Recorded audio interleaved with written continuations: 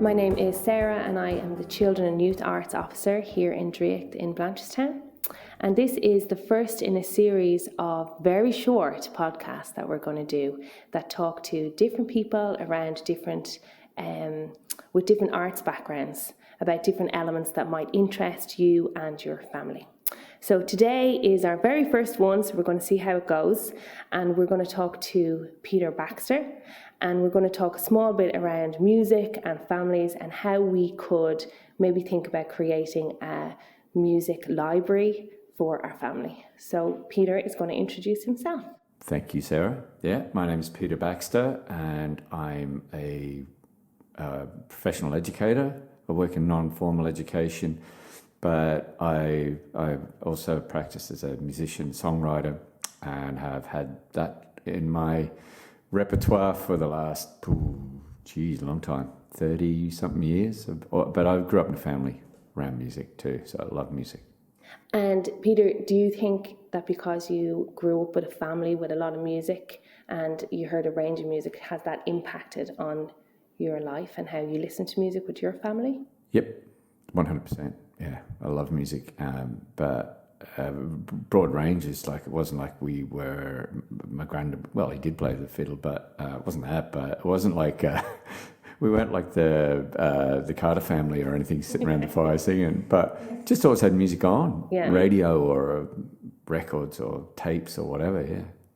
So one of the interesting things that I thought about, and the reason why I want to create a short podcast about this, is because sometimes in the modern world we're under a lot of pressure around the kinds of things we should do with our families or the kind of things we should listen to with our families, and sometimes it's really nice to get a little bit of guidance around if you are interested in what kind of music you might like to introduce to your children, but you're really not sure where you should look for that or what might be interesting for them, and maybe you never listen to music in your family and you want to sometimes have something around in the background, or you wouldn't know where to start with classical music, not that it has to be classical or traditional music or world music, and maybe you could speak a little bit to that in a way where there might be a way to support families in going to talk to their children or to encourage them to listen to a range of music, maybe other than what's always on the radio.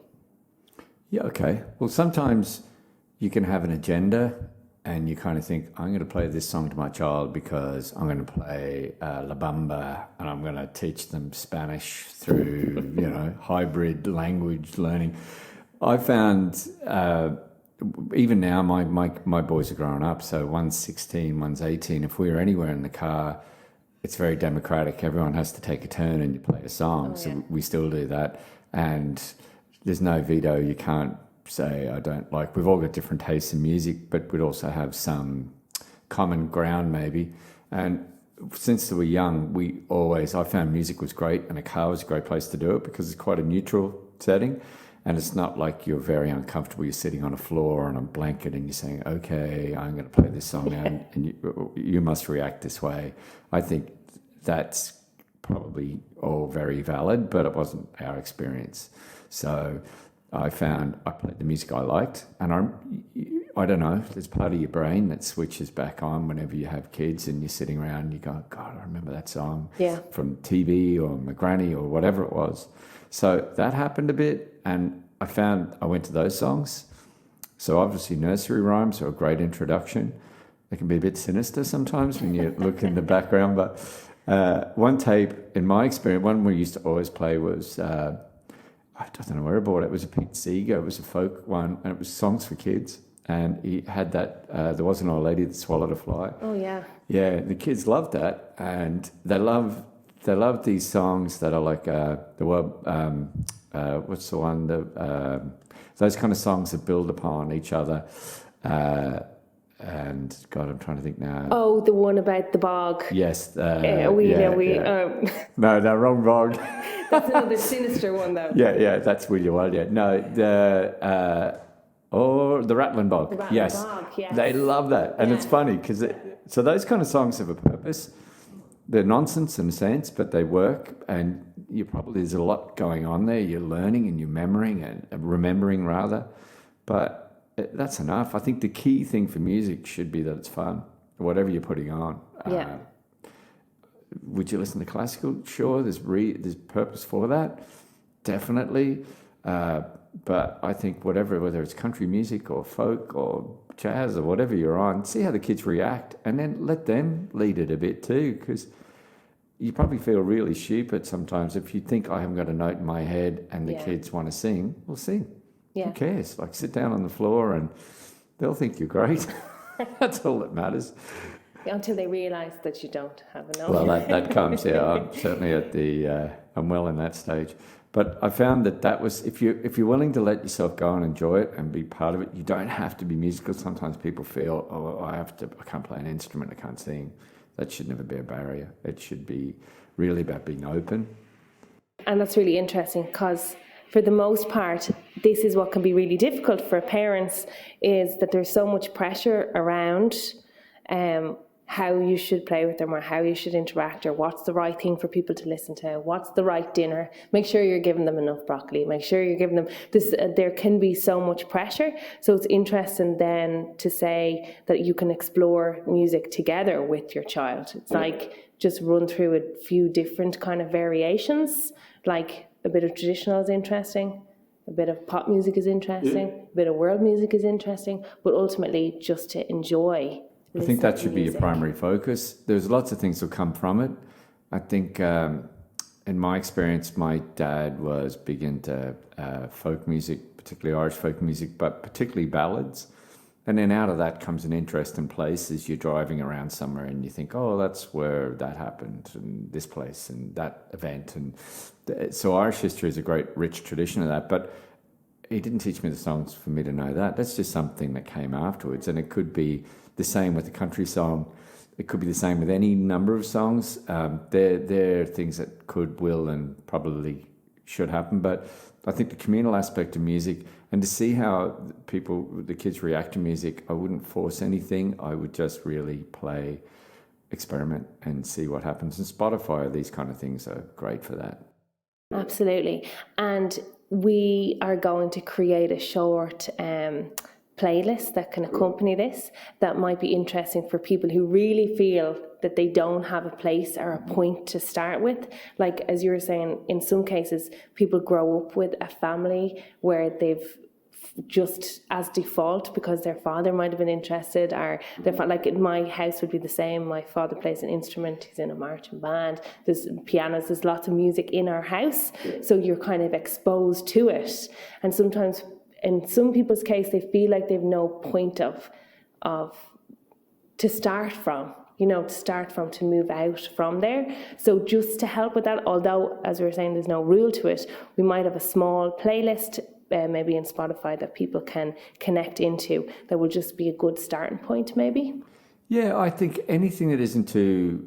well, it's hard. You could overanalyze this, right? And we would be, particularly as my work colleagues, like we would overanalyze. We'd be quite nerdy on this. You'd go in and you'd be really interested in emotional responses to music and stuff. But it's not about that. It's really kids. See how they react. It's a primal thing. We react. Music is an amazing, emotive art form. It really is, and we don't necessarily... I love world music too. I don't know what they're saying. I don't speak another language, but I can feel it, and you react in a way, be it tapping your feet, moving your arms or whatever, or your head. We all react in a certain way, and kids are the same. So I would just see what they like. It could be into death metal. I'd be surprised, but you never know. It could be that. But I'd say it's more generic. I'd say something that's great. BBC is really interesting. If you listen to the music around stuff like the CBB channel, it's really interesting how the instrumentation they're using and the styles of music. And my two boys would have grown up listening and to a lot of that kind of stuff, or RTE, the kids' music. It's often quite subtle and soft, and it's not challenging. And it's done in such a way that it won't offend. But they also like listening to punk too. Whatever was on, accidentally you could play something and they could stumble on it, and you're playing something in the kitchen and they come and react. Yeah. So you could watch that too. I've seen that with my own children, like mine. young children, and also you can see how their personality can come out in response to music. Like, I have a 5-year-old, and he very much uses his body to respond to music. He likes to move, he likes to dance. I have a 7-year-old, and he doesn't particularly like strong emotional responses to music. So sometimes if they're watching a movie, something sad is happening, and there's a sad music as well, it can affect him in such a way that he really doesn't particularly enjoy it. So it's kind of interesting how you can see that it's probably difficult to have a prescribed way to listen to music when your children also have different personalities. Well, people have different personalities, and they have different ways of responding and different ways of enjoying music as well. And you probably don't realise how much music they're taking in. I was saying that, like, my lads are watching CBeebies, and you think, I can still sing the theme song from Ballamori, 64 Zoo Lane, a load of them.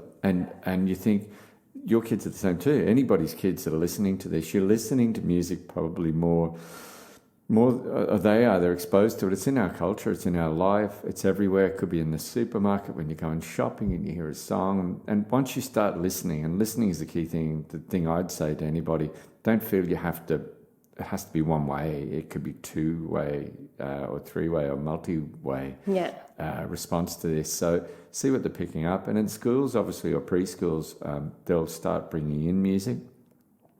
But I don't know, I just always have it on. I hate a quiet house anyway. I'd always have some noise. But TV themes, could be anything. Yeah. So it's only a starting point, and then it's okay to just start a conversation with them, even if it's around, can you hear that? Yeah. What do you think about that? And don't forget, a kid will want to hear, well, a generalisation here, but very often we're sick of hearing a song up to 4 times. They love it, and they may also... be prepared to listen to their song over and over. And I think my son's first word was again, because that was it, again. So that's different. Don't forget, for a child, it's a different stimulation. And for us, so let yourself go. That's my advice. And that's really good advice, probably to end on. So we did say this was going to be short, because we were saying one of the things as parents and in family, there's so much happening. So we said we'll keep it short, and maybe it's useful for someone to hear. And ultimately, I think what we can probably take away is that there's no really prescribed way to listen to music. There's no wrong way to listen to music. If there's time or space to listen to music together and engage with your child about that, maybe what they thought about it, how they felt about it, and these might be good ways to talk as a family. Yeah, don't be hard on yourself. Don't beat yourself up over this. Like, relax and listen. That's what I'm saying. Listen and look around and see how they react, because it'll be in their lives somewhere. It could be a neighbour's stereo. It could be anything, you know. So give yourself a break. That's a good way to end. Listen, thanks so much, Peter. Thank you. After our first podcast, if you do have any feedback or suggestions or comments, you can get in touch with me at sarah@draíocht.ie, and we'll have all the information written beside this podcast. Sarah with a H. Sarah with a H. It is SARAH at Draíocht, DRAIOCHT.ie. Nice and easy. Sounds like a rap there. We could put a beat to that. Yeah, we've nearly done a piece of music already. Thanks very much. Thank you.